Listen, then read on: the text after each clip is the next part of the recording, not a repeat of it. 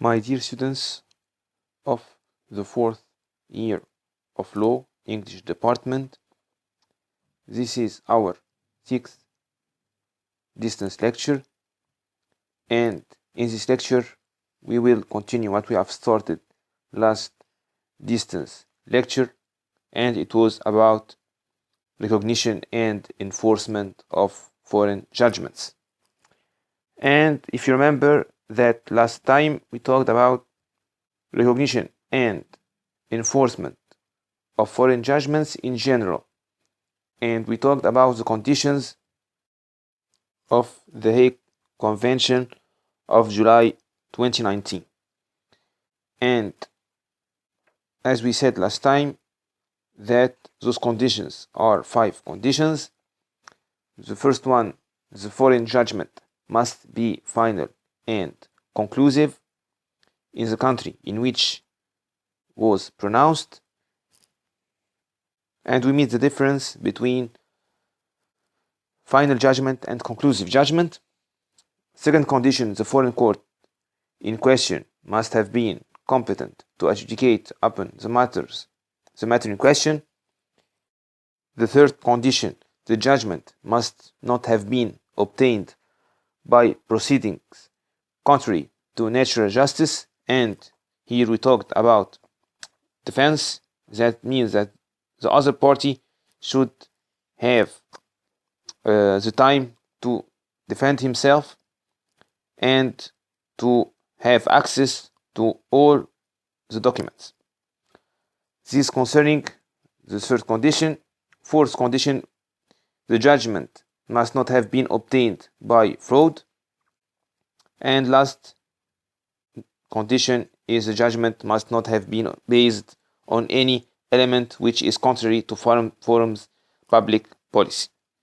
These are the 5 general conditions in the Hague Convention of 2019. Now we will check out the Egyptian conditions. So the Egyptian conditions are in Article 296 of the Egyptian Procedural Law, and this article will fix some conditions concerning, of course, enforcement of foreign judgments. So if you have this question as an exam, you will talk about both conditions, the general conditions of the convention and the Egyptian conditions. Only you talk about the Egyptian conditions if the question is about only the Egyptian conditions. If not, if the question is general, we'll talk about both. We'll talk about the general conditions of the Convention and the Egyptian condition. So let's now check out the domestic conditions of our Egyptian civil and commercial procedure law. According to Article 296, judgments and orders issued in a foreign country may be enforced under the same conditions as those prescribed in the law of that country to enforce the Egyptian judgments and orders. What does it mean? The Article 296 adopts the reciprocity principle اللي احنا بنسميه بالعربي مبدأ المعاملة بالمثل. That means that according to this article, Egyptian courts will enforce foreign judgments according to same conditions adopted by that foreign country. يعني هيبقى في معاملة بالمثل. يعني لو الدولة الأجنبية سهلت الشروط الموجودة مثلا اللي هي متعلقة بتنفيذ الأحكام المصرية عندها في الخارج، احنا برضو هنتعامل معاها بنفس هذه الضوابط، هنسهل برضو هذه الشروط فيما يتعلق بتنفيذ الأحكام الأجنبية الصادرة عن هذه الدول.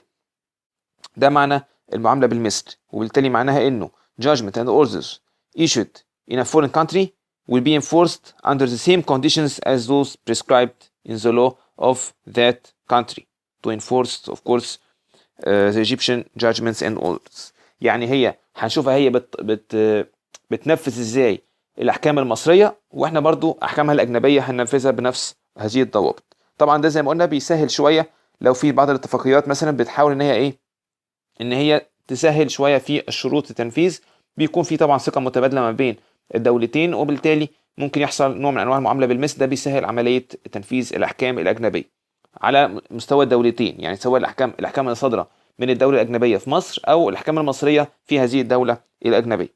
وده طبعا يعني يعتبر من مظاهر التعاون الدولي بين الدول وبعضها.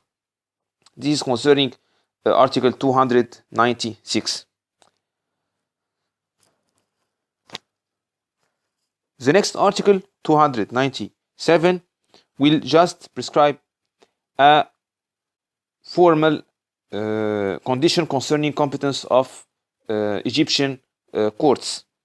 So it will state that enforcement demand shall be submitted to the court of first instance of execution's place in accordance with the normal circumstances of the proceedings.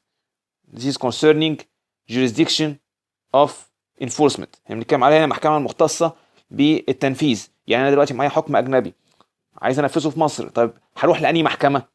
فهو المادة بقى 297 بترد على هذا السؤال، بتقول لنا ما هي المحكمة المصرية المختصة بنظر تنفيذ هذا الحكم الأجنبي. يعني أنا معايا حكم أجنبي عايز أحط له صيغة تنفيذية، فإحنا قلنا إيه بقى النص قال إيه؟ هتبقى المحكمة الابتدائية المتعلقة بالتنفيذ في طبعا المدينة اللي مطلوب فيها التنفيذ. Enforcement demand shall be submitted to the court of first instance of execution's place in accordance with the normal circumstances of the proceedings. يبقى محكمة التنفيذ هي المحكمة اللي الابتدائية اللي بيقع في دائرتها ايه؟ بيقع في دائرتها تنفيذ. طيب this is concerning the jurisdiction of enforcement in Egypt. Article 298 of Egyptian Code of Civil and Commercial Procedure will fix conditions of enforcement of foreign judgments. So according to this article, and this article 298 will provide the conditions of enforcement in Egyptian law. So how many conditions do we have? In Egypt we have 4 conditions. We have 4 conditions. Some of them are among the other conditions, the general conditions, and the rest is a little bit different from those conditions. So let's now talk about Article 298. So according to this article, enforcement may only be ordered after verification of the following. So the judge has to verify some conditions. So let's now find out the first one. The first one is the courts of the Republic are not competent for the dispute in which the judgment or order has issued, and the foreign courts which have issued them are competent in accordance with the rules of international jurisdiction established in its law. What does that mean? That means that the Egyptian judge of enforcement, of course, will check if the Egyptian courts are not competent for the dispute. This is the first part. So the Egyptian judge has to make sure that the Egyptian courts are not competent for this dispute. Why? Because normally the Egyptian courts, if the Egyptian courts are competent or are exclusively competent, in this case, we could suspect some fraud. Why? For example, let's talk about, for example, a real estate in Egypt, and a foreign party will seize a foreign court concerning this Egyptian real estate, or this real estate in Egypt. And normally, as you know, Egyptian real estates will give jurisdiction to Egyptian courts. So here, if we have a judgment concerning a real estate in Egypt by a foreign court, this decision will not be enforced in Egypt. So here we talk about, of course, as you know, this is a very restrictive condition, because we will have to find out if the Egyptian courts are competent or not for this dispute. This is the first part. And the foreign courts which have issued them are competent in accordance with rules of international jurisdiction established in its law. Here we talk about the same condition of when we talked last lecture about competence. We talked about this condition, and we said that the foreign court in question must have been competent to adjudicate upon the matter in question. So here we talked about this condition in the general condition. It is the second one, and we said that the judgment must emanate from a competent court. So here we have a little bit like a double condition. So we have the general condition, which is the judgment must emanate from a competent court, but this is not enough for the Egyptian legal system. So we only require that the Egyptian courts are not, we have to verify that the Egyptian courts are not competent to adjudicate for this dispute. يعني لازم نبقى متأكدين انه الحكم الصادر من المحكمة الأجنبية، المحكمة المصرية أصلا غير مختصة بهذا النزاع، بالإضافة إلى زي ما قلنا ان احنا بنشوف اختصاص المحكمة الأجنبية، انه يكون الحكم الأجنبي صادر من محكمة أجنبية مختصة. دي جزئية واتكلمنا فيها قبل كده في اللي هي الشرط الثاني في شروط اتفاقية لاهاي. لكن كمان بالإضافة لكده لازم تكون المحكمة المصرية غير مختصة، وبالتالي ده يعني شرط شرط هنا يعتبر زي ما نسميه كده شرط مزدوج، لانه احنا عندنا جزئيتين. احنا لازم نتاكد انه المحكمه المصريه غير مختصه، وفي نفس الوقت تكون المحكمه الاجنبيه هي كمان مختصه. ما انا ما اروحش اي محكمه اجنبيه برضو واقول خلاص طالما المحكمه المصريه مش مختصه اروح اي محكمه اجنبيه عايزه او تكون غير مختصه وتصدر حكم. فيبقى عندنا زي ما قلنا شرط مزدوج.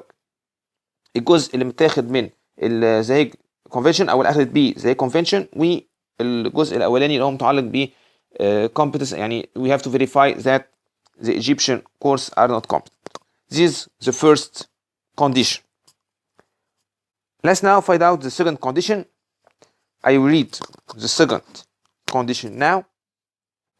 The litigants in the proceedings in which the judgment was rendered were assigned to the attendants and were properly represented. So this condition corresponds to the third condition of the Hague Convention, which is the judgment must not have been obtained by proceedings contrary to natural justice, but this condition is a little bit general. In Egyptian law, it is more clear, it's clearer, because here we talk expressly about the right of defense, and that we have to make sure that the parties were assigned to the attendants and they were properly represented. So here we talk about the defense. So the party, the defendant, had the opportunity to defend himself, and as I told you, he were assigned. That means that he had access to everything. He was well informed about the case. So here concerning the second condition, the second Egyptian condition concerning the respect of natural justice conditions, and we have to make sure that the parties were assigned to the attendants and were properly represented. Of course, it will require some time to prepare our defense and find a lawyer, for example, to prepare the defense. So, of course, as you know, this is a procedural condition, and that we have to make sure that the foreign court respected this condition. So of course, a summons must be served. The parties must be notified of everything concerning the dispute, all documents, and invited to the court. Of course, they have to be informed about the dates, and they must be heard. So heard by themselves or by a lawyer that they will designate. So if we don't have any problem concerning defense rights, we will go through the third condition. So the third condition is the sentence or order was acquired by the power of res judicata in accordance with the law of the court which issued it. This is the third condition. So this condition corresponds to the first general condition, which is the foreign judgment must be final and conclusive, when we talked about res judicata in this condition last lecture, as you remember. So this third condition corresponds to the first condition, the first condition of in the Hague Convention. So what that means that the finality and validity of the judgment under foreign law must be proved by a document or note which is authenticated by the court of rendition. We have to make sure, Egyptian court has to make sure that the foreign judgment has the power of res judicata, is final and conclusive. Authenticated court of rendition and certified translation, of course, is a formal requirement. A certified translation of the judgment and authentication must be furnished to the court, to the Egyptian court, of course. This is concerning the third condition. So we already talked about this condition when we talked about the first one in the Convention's conditions. Now we will go through the fourth condition.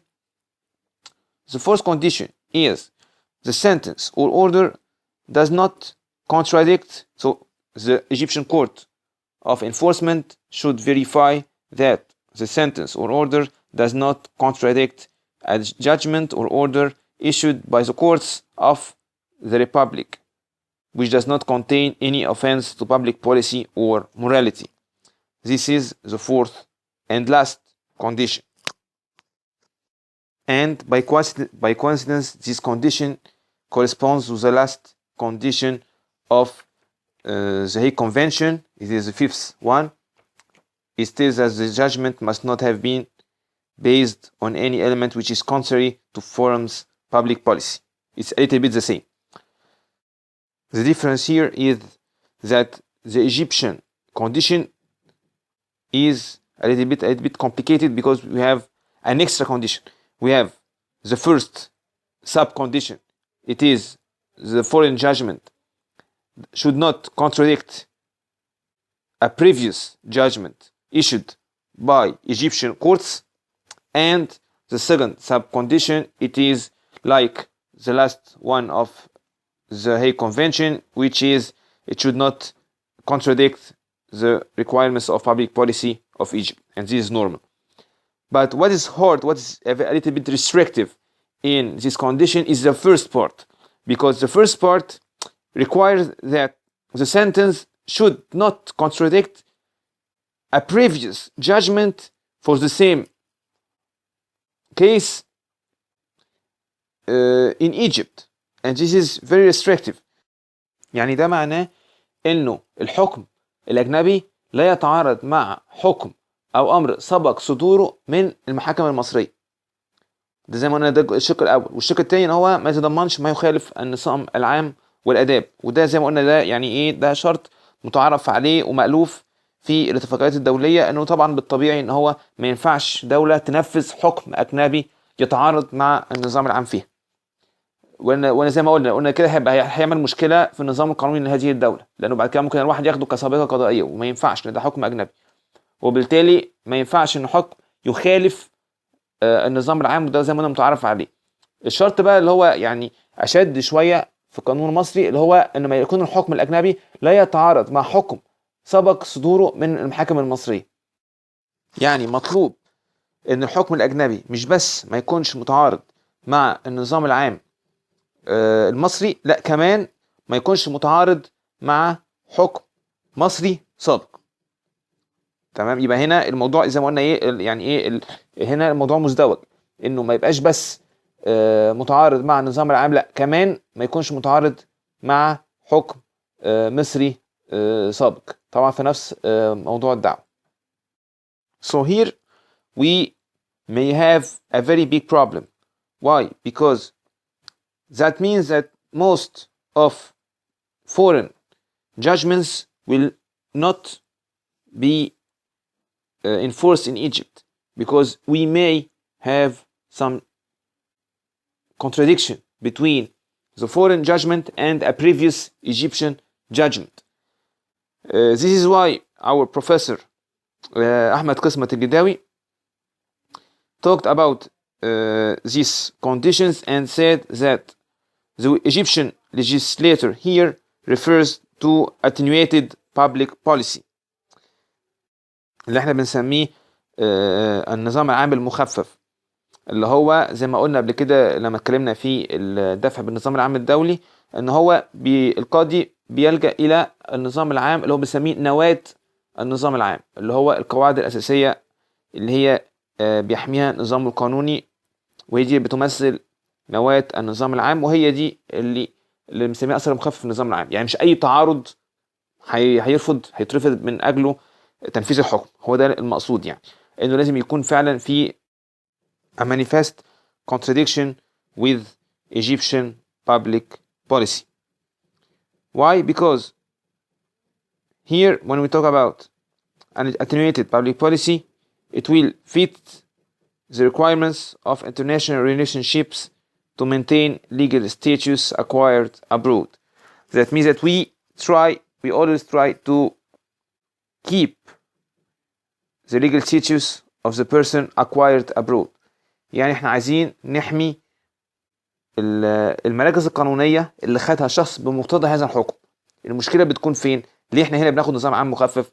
انه احنا الهدف من الفكرة دي بقدر الامكان حماية المركز القانوني اللي حصل عليه الشخص بمقتضى الحكم الاجنبي في الخارج، عشان ما يبقاش هو واخد مركز قانوني معين وبعدين لما يجي بعد كده اثناء التنفيذ يفقد هذا المركز القانوني او يعجز الشخص ده عن تنفيذ هذا الحكم اللي حصل عليه في الخارج، وبالتالي ده برضه هيعمل مشكلة بالنسبة للمراكز القانونية. وعشان كده بيكون موضوع رفض التنفيذ فيما يتعلق بالنظام العام بيكون مخفف وبيكون في أدق الأحوال، طبعا زي ما قلنا بالإضافة إلى إنه ما يكونش برضه متعارض مع حكم مصري سابق. وطبعا زي ما انتم عارفين وزي ما قلنا في الأول إنه الشروط دي بيتم إعمالها لو ما عندناش شرط المعاملة بالمثل وما عندناش اتفاقيات دولية متعلقة مثلا بتنفيذ أحكام من دولة معينة بين مصر مثلا ودولة معينة اللي هي الأحكام المتبادلة. لو ما فيش اتفاقيات بهذا النوع بيطبق الشروط اللي احنا اتكلمنا فيها دلوقتي اللي هما ال 4 conditions. So those conditions are applied by default are the general conditions, the standards that we have, of course, except if we have reciprocity principle. If you apply reciprocity, so if the other country will make the enforcement of Egyptian judgments easier, we will make the enforcement of the foreign judgment of that country easier, the same way.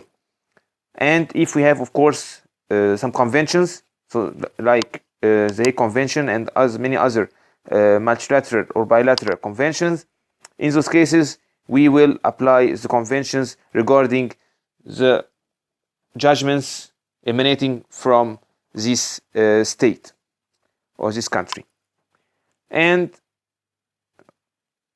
now we finished those conditions, the Egyptian conditions, and as I told you, if you have a question on recognition and enforcement of foreign judgments, you will talk about the conditions of the Hague Convention and the Egyptian conventions.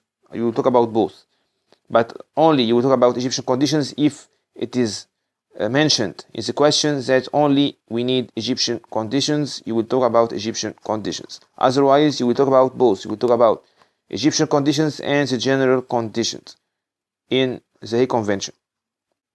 So now we finished with our program, and as you know that we have only one remaining lecture. In this lecture, the next one, it will be the last one, we will resolve the practice quizzes, the 3 practice quizzes that you had on your website when you log in on Moodle. Normally you should first make the practice, and this lecture will be like a revision. So we will make the revision, and for those who couldn't have access to the quiz, you will see the quiz and we will resolve it together.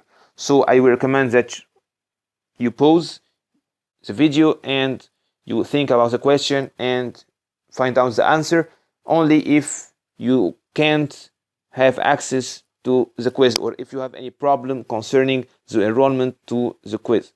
Otherwise, I recommend that you make the quiz before the last lecture, so it will be better. So you will have your own practice, then you will have the explanation in the last lecture concerning the answers to those to those questions. So if you have any question about this, the last lecture will give you all the answers.